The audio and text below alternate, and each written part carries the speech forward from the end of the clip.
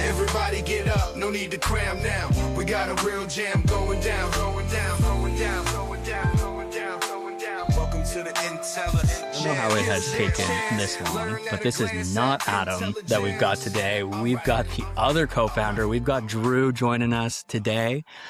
Drew, what took you so long to get on? Was it a me thing? I didn't extend the invite. That wasn't asked till today. I mean, I get it. Adam brings the energy, but I think it's like mustache bias probably. Or you don't like Knicks fans. I'm currently locked out of the office today because the parade is going past our office and has completely shut down the block. So I don't know. I've been waiting to be invited here and just. Well, here he is, months. and it has nothing to do with being a Knicks fan because I've been on the Knicks bandwagon for a while. Drew knows this. The whole New York City office knows this. But Drew, welcome on. Since we have you, what I was hoping to jam on today is I want to talk a bit about like e-commerce, commerce in general. Like we're kind of seeing like a bunch of shifts happening right now. There's a few tailwinds, a few headwinds that are happening in the space. And I just kind of wanted to have a general jam on how are you seeing the landscape in commerce? And then maybe once we talk a bit about that, I'd love to kind of like actually zoom into like our area of expertise a bit. So like experimentation, testing, that sort of thing. So like, let's maybe start at like the most macro level. What are you seeing in commerce right now? What are those headwinds? What are those tailwinds that we're paying attention to? Yeah. I mean, headwinds, as always, are CAC continues to go up. Like there's very rarely a world where CAC is going down. Depending on who you ask, Meta's been more inconsistent this year. And just continued upward pressure on other costs. Inflation is again really high. Labor costs are higher. UPS and FedEx keep raising rates. So it's not anything different than the headwinds of the last 2 years. We luckily for now are not dealing with tariffs, at least as prominently as last year. For now. But it's just that cost pressure on the bottom line. And I think there's a little bit of a headwind of like just needing to do more. So that's a tailwind for the folks who are winning is, there are new tools available to move way faster, to try more things, to build more creative, to embrace creative diversity. And the folks who are doing that are having a good time. But if you don't have the capacity, you don't have the team, that can very much be a headwind. On the tailwind front, I think like these tools are the biggest help to folks. Like I was just talking with a customer today, Annie from Hume Health, and he has like a completely automated daily process going with Claude that helps him improve his website in the background, figure out what ads are working, deal with potential customer issues, look at heat maps and surveys and decide where to focus the CRO data, and his program. And like, it's like, yeah, I've scaled this in a way where I would not have been able to in 2025. We also had our friends over at Ecom Experts released a whole report today on how Cody at Jones Road uses Claude to basically build a CRO program. I think Cody's like 6 for 6 on winning tests at this point, and he's just able to bring in more context than ever. So those who are leveraging these tools, I think there's cases where they are scaling faster than ever, getting more done, certainly embracing creative diversity and generation, but that is like tip of the iceberg team. What I'm keeping an eye on is just like consumer confidence. It's been always kind of wavery the last couple of years. Seems okay right now. I think people are generally happy about growth. It's been a little bit less discount oriented this year than last year in our data. But I don't know, most recent report, at least in the US, was higher inflation. So we'll see how that flows down to consumer spending over the summer. Yeah, when you're saying like, hey, headwinds, costs, like it is both new and not new. at the same time, like I think one thing you and I have said before is like there's just a different flavor of it, kind of like every 6 months. It's like there's always going to be pressure. There's always going to be like additional costs. And like you're always going to kind of have to do this gymnastics to figure out what your margins are going to be and like how you're going to adjust for those costs.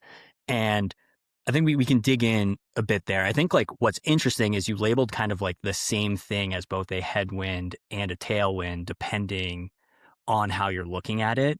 And I think like you and I have both been kind of like going back and forth, sharing tweets, sharing like what people are talking about in terms of like, oh, we've kind of like entered this like new era of commerce. And I think it's like actually related to both that headwind and that tailwind, where it's like, yeah, we need more creative diversity. We need to be hitting on like the paid acquisition, like CAC's going up. Like, what are we going to do on that? But you alluded to it as like, that's just the tip of the iceberg. Like there's a whole host of other things that are going on in commerce. And as you were talking about like those tools, like I just wrote down this concept right now of like the connected operator. Like you talked about Cody, and that report's awesome. We'll link it in the show notes if anyone wants to go take a look at it. Is with all of these tools, with all of this context, if you can find a way to pull all of that context from everywhere to arm yourself to be that connected operator, you put yourself in a very winning position. If you don't, you are now fragmented, disjointed in terms of how you like approach everything in your business compared to the people who are. Yeah. And your competitors are just going to be moving faster. So like, you know, that's how it's both. It's your competitor is going to be putting out 1,000 different angles into Meta. They're going to be quickly identifying which of your angles are working and copying those. Like it's a bit of an arms race. And I like that term, connected operator. We should link to Brian Cano, used to be CMO at True Classic, wrote a great blog post on this that we should link to as well, where, you know, the old games of arbitrage on different ad platforms is mostly gone. You know, there was a period where like creative was exceptionally important, and if you could find those unique angles, and now it's like operational excellence is the name of the game. If you have a good product, product is kind of the gating. You have to have a product to sell, but then the people who can scale that fastest are operationally excellent. I mean, look at what Grunes has done. You watch any interview with Chad or their team, and they are just dialed in on how they operate, how tight their feedback loops can be from what they're testing to what they're learning. So great. Like you can make those feedback loops near instantaneous with AI now. If you do it, you're going to be in a great position.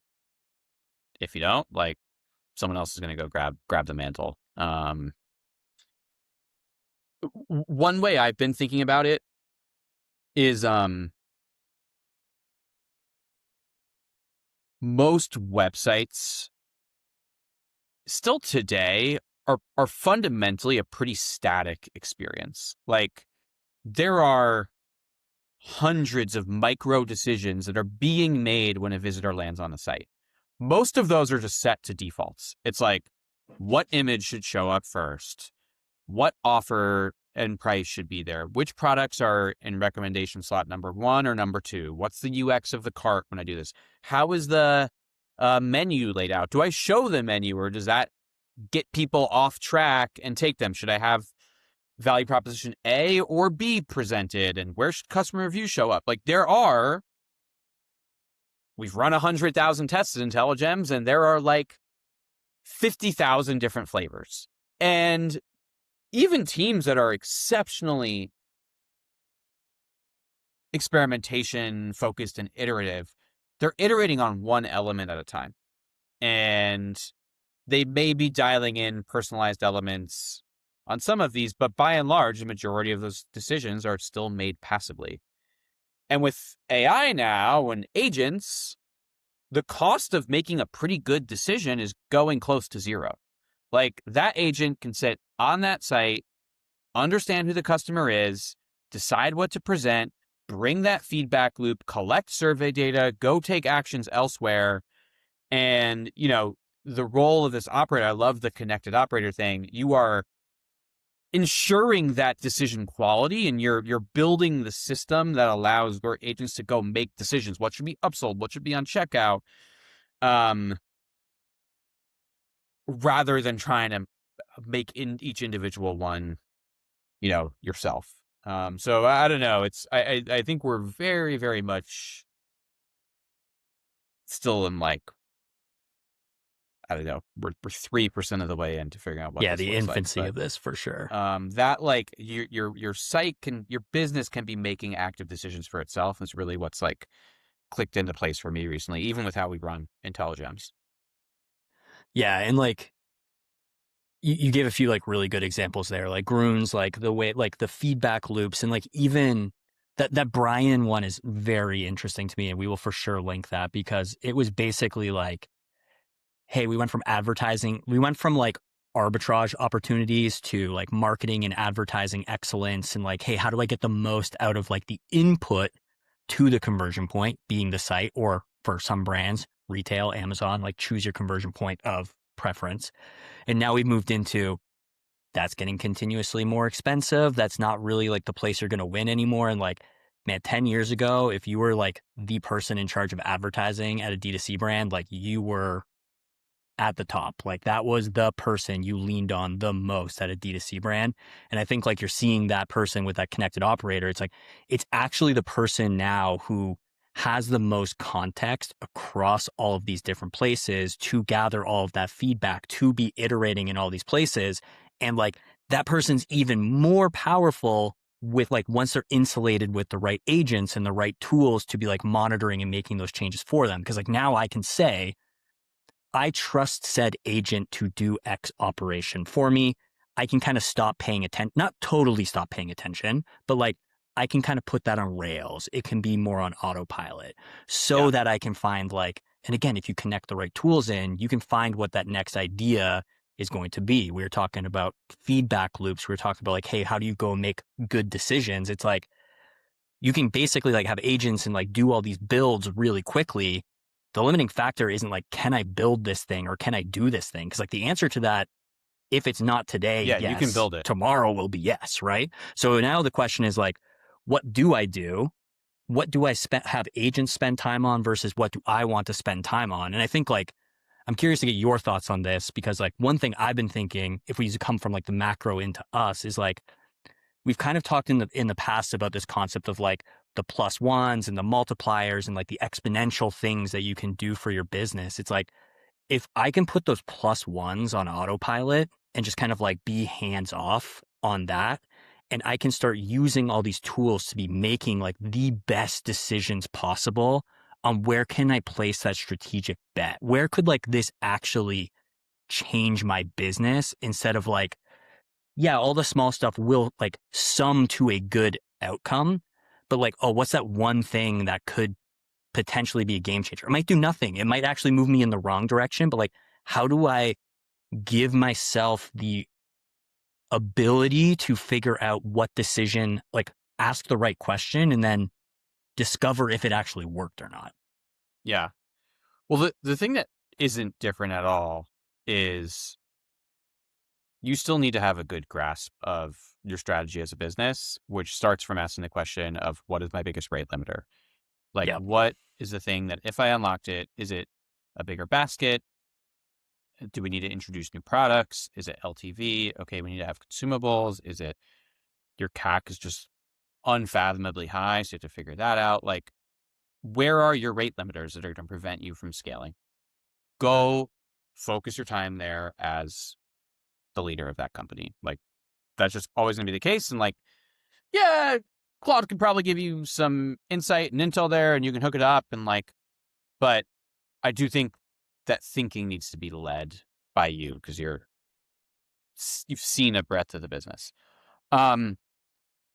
What I think is really powerful with these tools is you can build a much better like sensing engine. You can put sensors throughout the business.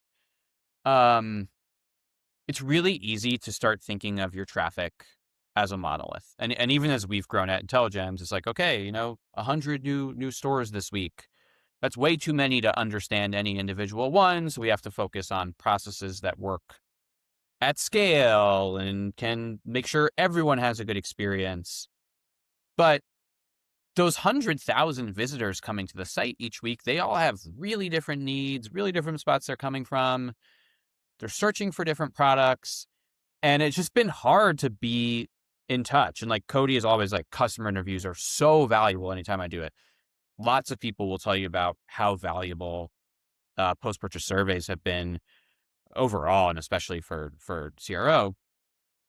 But it's like far too much information to take in as an individual. You know what AI is great at?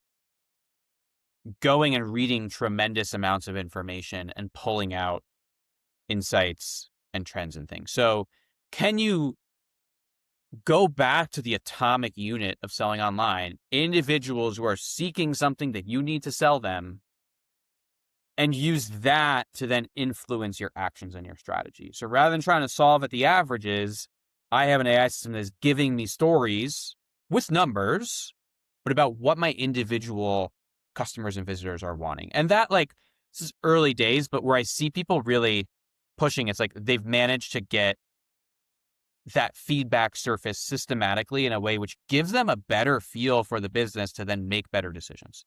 Like, I don't know, Outer Signal is crushing it. We have some friends there, and like, that is what I think the product does a lot now. But to me, the fundamental unlock there is there's so much possible information about your customers. It's been hard to get to meaningful segments and personalization, but AI is a tremendous way to go do that and get colorful segments that don't just fall back on, like, you know, recency frequency stuff that can be set up in a spreadsheet. So that I don't know if that totally answers your questions, but I think getting a better sense, a good consistent sense for how your customers are experiencing you is what I'm seeing the biggest unlocks come from.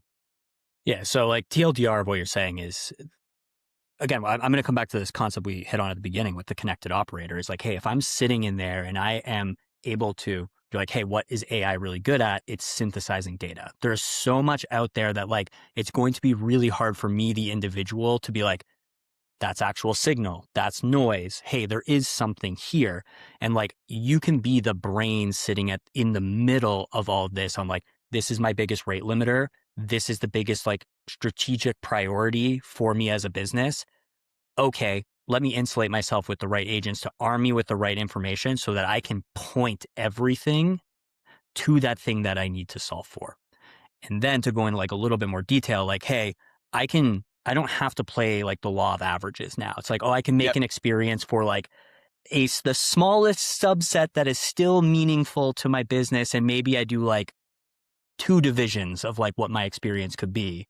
But in a world where you have all this information, you can now get that from 2 to, I don't know, pick however many. Maybe in the future, we actually get to the point where it's like at an individual level, which potentially introduces some other like great opportunities, some other problems. But like, that's the dream here. And like, we're already somewhat here, I think. Yeah. The future's here. It's just not evenly distributed, as they say. All right, Drew, this has been awesome. Always let the guests do a plug. Where should people be paying attention to you? You've got a great newsletter, socials. Where can people get more Drew? Yeah. Adam and I write a newsletter, comes out twice a month. Just subscribe to that, and you can find it on my LinkedIn profile. So I publish a lot there. I'm also on Twitter, but I'm more of a reply guy there than a poster. We'll get Drew's Twitter and social handles into the show notes, as well as a direct link to subscribe to the newsletter. Drew, sorry it took so long, but glad we got the jam on this. Happy to be here. Hopefully not the last time.